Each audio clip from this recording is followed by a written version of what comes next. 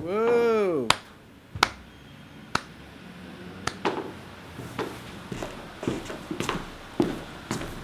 Today I'm going to talk to you about the biggest struggle that I had when I was first getting started as a wedding photographer.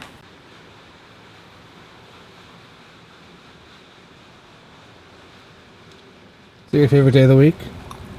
Welcome to September. It's Richard's favorite day of the week right now. He gets to go to Doggy Social Club to hang out with all his dog friends, including Tim's dog, Jose. Today's a very exciting day for him. And today's a very exciting month for everyone. So September is Patreon September, which means I'm going to be doing 14 videos designed specifically to make you money. That comes to Facebook ads, Instagram ads, things that people claim are like, oh, like Facebook ads are dead. I super disagree with that statement. They are not dead. The targeting is phenomenal. Maybe they are a little bit more expensive than they were like 5 years ago, but honestly, I haven't even really noticed. And in some cases, I've actually found them cheaper. So I'm going to walk you through my full Facebook ad setup as well as Instagram ads and a lot of other stuff. And also, if you're just going to join Patreon for 1 month, if you've been holding off, this is the month to do it. There's a lot of content coming out, and when you sign up, you instantly get back access to all other content. So you get all of the presets, and you get presets that you can't even buy straight out that are Patreon specific, like the subtle preset and the travel preset and the destination wedding presets that you might have seen here on YouTube. I use the Mexico one quite a lot, even when I am not in Mexico,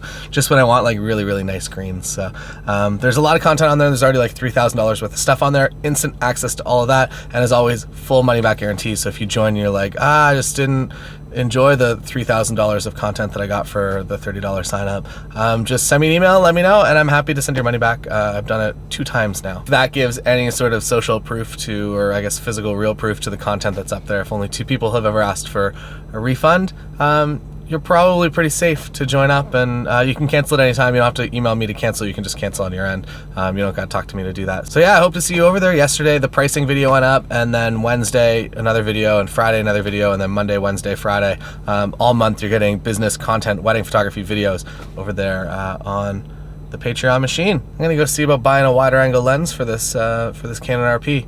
I've been dealing with some hilarious struggles where I can only shoot in 4K or 720 if I'm shooting on a crop sensor or crop lens.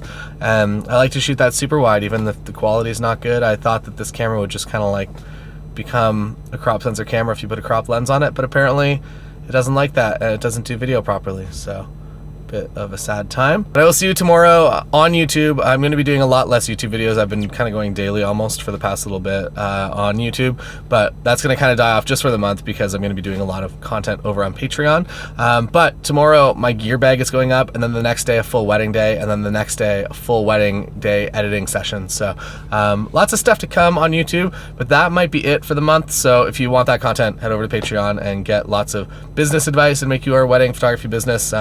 Basically the goal is to make it amazing for 2020. That there are things you can implement right now, obviously, but I think by giving that January 2020 kind of deadline to have everything in order and to just really launch an amazing 2020 year, I think is truly valuable. So the number one thing I'm going to tell you to do right now is to start collecting footage over the fall months when you're out shooting, when you're shooting anything that looks cool, impressive, that can end up in a promotional video, and to start piecing together your promotional video. Come up with a script. It only has to be like a minute, maybe 2 minutes. The most important thing is that you start like 5-10 years ago, almost, I'm gonna say 10 years ago, I was like, hey everybody, like you should get a promotional video, and I thought that I was ahead of the curve like marginally by having one, and it turns out that I was ahead of the curve by like 10 years by having a promotional video, and it has done nothing but amazing things when it comes to sales for me. So hopefully it does the same for you, but we'll go more in depth, more in detail of things that can make you money as a wedding photographer in Patreon. So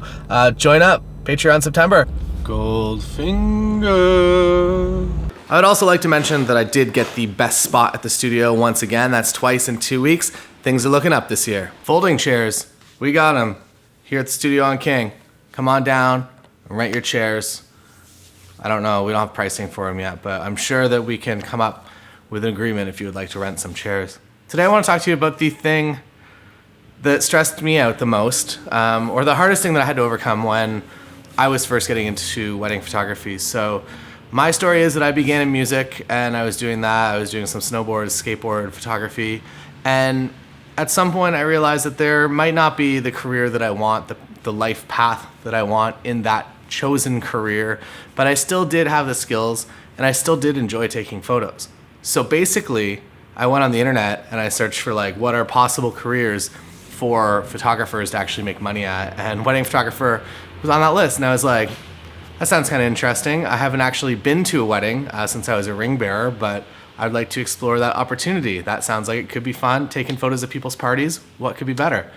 Turns out the first bunch of years of being a wedding photographer are just not fun. They're not fun at all. You're not booking a lot, and when you do book stuff, you're just not really working with your ideal clients. You're working with people that kind of treat you more as a button pusher, and you're just there to take the photos rather than hiring you as an artist, which is, I think, the biggest plateau, or the first plateau that you hit that you're like, wow, this is actually really, really amazing, but it takes a little while to get there. So the first thing that I struggled with when I was getting started is a pretty simple thing, like looking back, that I could have just solved it, no problem, that I could have just been more proactive and just done the things that I knew that I needed to do that I was just afraid to do. And that is pretty much when it comes down to my portfolio. When you came to my website, I was still clearly a music photographer, which did kind of work in my favor with a few couples, but very few couples would come to my website and be like, wow, I can really envision our wedding photos based on this portfolio of the used playing a dirty basement show with Bert all sweaty. There's no way that this is going to work across the board, that if you run with a portfolio of just images that are not weddings, that there is very few people that are going to be creative enough to picture themselves in your wedding images. So what I did, which looking back is a little bit incorrect, or could have efficiency, it could have been sped up a lot faster. And that was that I sat back and I waited for my portfolio to come to me. That I don't know if it was just some sort of ego thing, but I was like, I'm not going to work for free, like that you can't work for exposure dollars, that I don't want to be setting up shoots, that I will work with the paying clients that come through my door. And that was the incorrect mindset to be in. So looking back, for sure, my number one mistake was to not go after my portfolio fast enough, and I could have been a little bit ahead of where I'm at now. I really did let the direction of my work be influenced by what was actually coming in the door, and I was doing photography for like a kitchen cabinet maker, and I was doing some band photos, and I was doing photos of cars and snowboarders, and I really just didn't focus on what I wanted to be doing. So if you have decided that you want to be a wedding photographer, go out there and start being a wedding photographer. It's going to take a long time if you sit there and you wait for it to come to you. So just begin creating the work that you want to get paid for eventually. That is the number one thing that I could recommend, and that is the thing that I struggled the most with when I was getting started. It wasn't the technical. I was okay at like the physics of taking images and making people look pretty okay. I've obviously improved a lot since those days. So if I can give you any advice, go out there, start creating your own portfolio today. Hello, Tim. Hi, man. Do you want to start a chair rental company? Kind of. Are you impressed with my parking space? I am. That's 2 days in a row now, isn't it? 2 weeks in a row. 2 weeks in a row? I'm right behind you. I usually get that spot because I'm a latchkey kid. I don't pay rent for this office, but I use it as much as you do. That's a great spot. So I'm just going to hang out here and do some work. What are you doing today? Nobody knows. Spooky scary. What was your biggest struggle when you were first getting started as a wedding photographer? Finding clients. Finding people willing to take a chance on someone who is relatively new. Finding clients on my own and convincing them to give me money for their wedding day. How did you convince the first clients to give you money? How did you convince them to return your emails and not just ghost? I met in person. That was number one. I was insistent on that, so they knew that I was a real human being. I think that built some trust. But yeah, first one was scary. Now you're a proper full-time professional wedding photographer. How does it feel? Feels great! You're not doing it like this is your office today. You just get to go where you want, and it took a while. It took a long while for me to come to terms with that. Like I'd be like, oh, I wake up today. I'm like, what am I doing today? And then I would do stuff like this. Like I go to work, but edit or film. You know what I mean? It was a strange thing. And sometimes I still wake up and I think, what? I don't have an office to go to? That's weird. It's strange. It's very weird. You live day to day in a weird way that you don't think, that I think a lot of people are kind of numb to because they have a place that they have a regular routine where you get to build your own as a entrepreneurial photographer. Yeah. Do you think you drink more or less coffee now? Less. Less? Less. There you have it. Join Patreon for September. Patreon September. A few videos back, Taylor mentioned that he tapes up the front of his camera to create less contrast so people wouldn't see this Nikon logo when he's pointing sneaky shots at them, and I've adopted it. It works really well. I feel like I've had an uptick in people not looking at my camera when I don't want them to. And also, my lens hood came off, so I have to tape the inside of it. I don't know if you can see that. Keeps popping off. That looks really great. It looks fantastic. All in all, no one's going to steal this camera or lens configuration because it looks like I've dropped it 1,000 times.